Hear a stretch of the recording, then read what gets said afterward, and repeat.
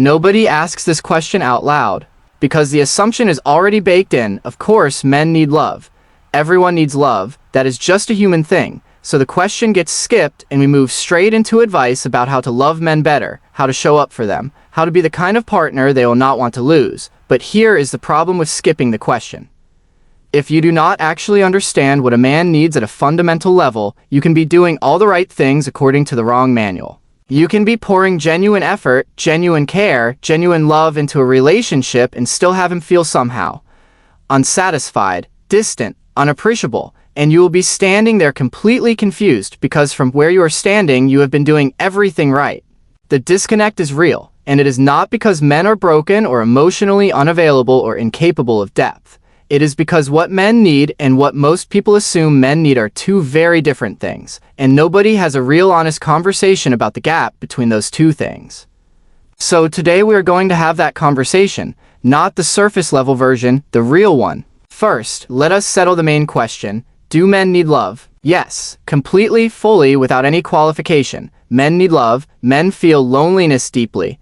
Men experience heartbreak in ways that are just as devastating as anyone else. Men form emotional attachments, grieve losses, and carry pain from relationships that ended badly for years, sometimes decades, without anyone ever knowing because they were never given a safe place to put it.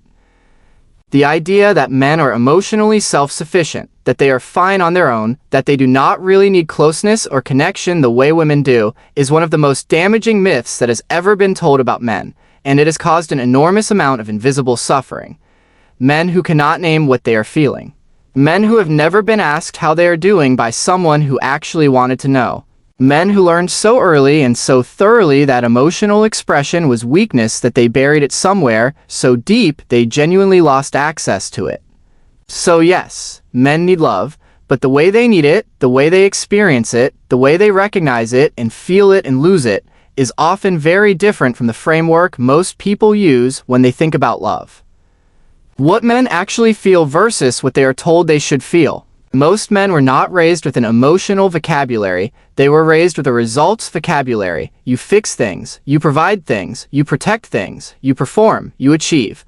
Love, in the world most men grew up in, was not something you talked about openly. It was something you demonstrated through action, through showing up, through doing. And this shapes everything about how men give and receive love in ways that are genuinely invisible to most of the people around them. When a man spends 3 hours helping you move furniture, or fixes something in your house without being asked, or drives 45 minutes out of his way because you need a ride, he is not just being practical. He is telling you something.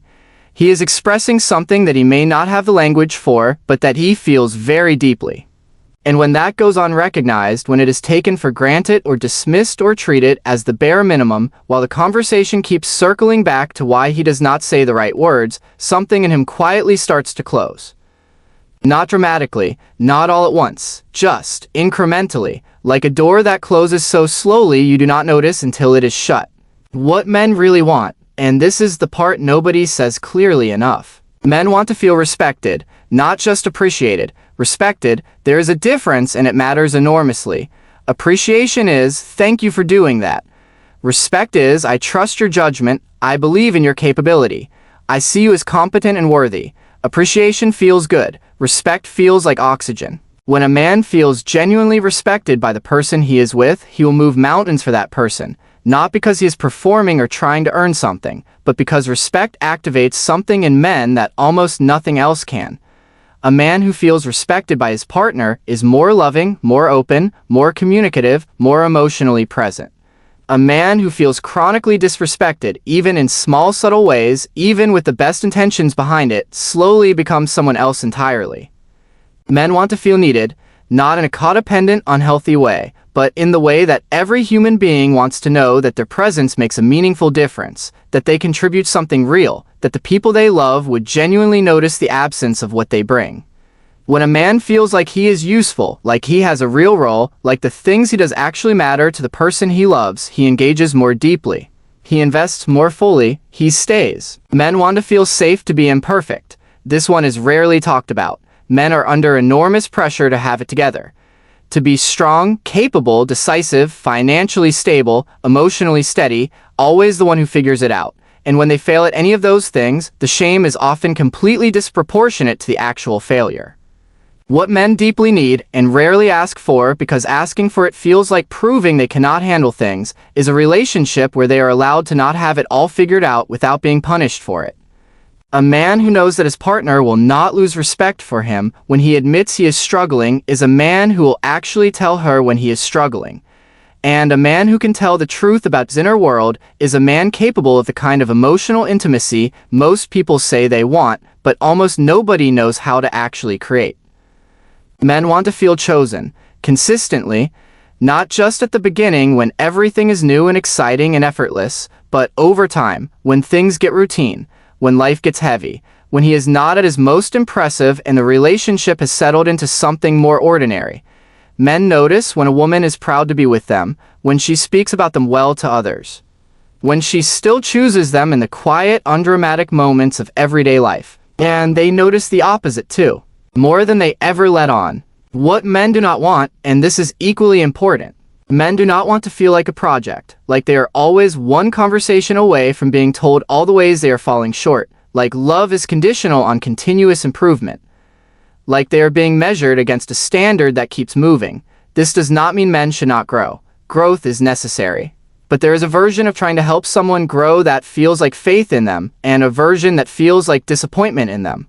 Only one of those actually works. Men do not want to compete for peace in their own relationship. If home feels like a place where they are always bracing for criticism, always managing someone's emotions, always walking on eggshells trying to not say the wrong thing, they will stop coming home emotionally long before they stop coming home physically. The relationship that a man will fight for, sacrifice for, and stay deeply committed to is almost always the one where he feels most at ease. Most himself. Most like the version of himself he actually wants to be.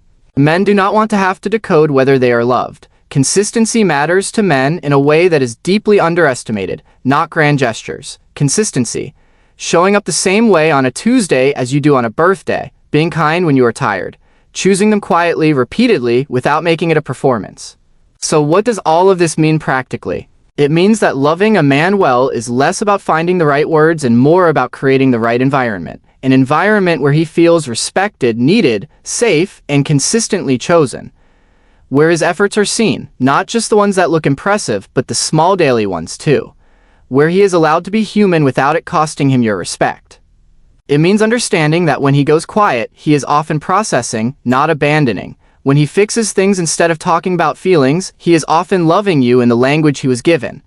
When he seems fine but clearly is not, he probably needs you to gently open a door and then wait patiently for him to decide to walk through it. And it means being honest about what you bring to the environment too, because the question of what men need is not just a question about men. It is a question about the kind of relationship you are building together. And the most extraordinary relationships are the ones where both people feel safe, respected, needed, and genuinely chosen every single day. Not perfectly, not without conflict or difficulty or imperfection, but consistently underneath all of it chosen. That is what men really want, and honestly, it is what everyone really wants. Men are just rarely asked. I run on subscribers, not batteries. If this gave you something to think about, that button costs you nothing and it keeps this coming.